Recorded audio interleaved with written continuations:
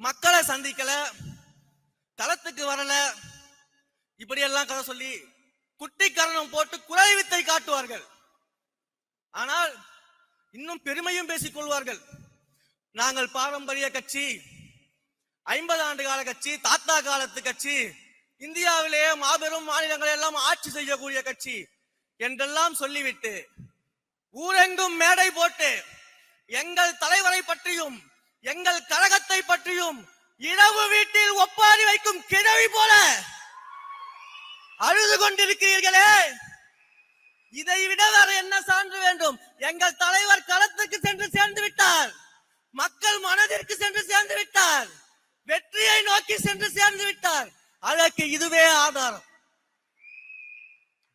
இவ்வளவு அரசியல் பேசுகிறோம், இவ்வளவு அதி தீவிரமாக அரசியல் மயப்படுத்தப்பட்டிருக்கிறோம்.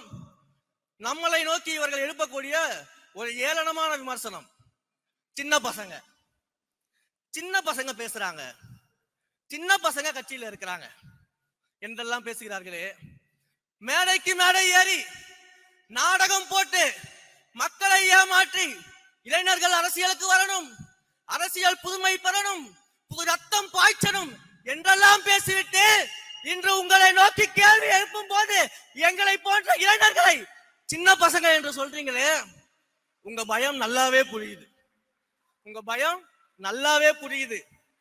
ஆனா எழுதி வச்சுக்கோங்க, இந்த சின்ன பசங்க 2026 தேர்தலில் உங்கள் ஆட்சிக்கு முடிவுரை எழுதி எங்கள் தலைவரின் நல்ல ஆட்சிக்கு துவக்க உரை எழுதுவோம்.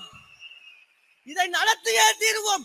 எத்தனை அதட்டல்கள், உருட்டல்கள், மிரட்டல்கள் வந்தாலும் அஞ்ச மாட்டோம். தேர்தல் களத்தில் உங்கள் கதை முடிக்கும் வரை வாழ மாட்டோம்.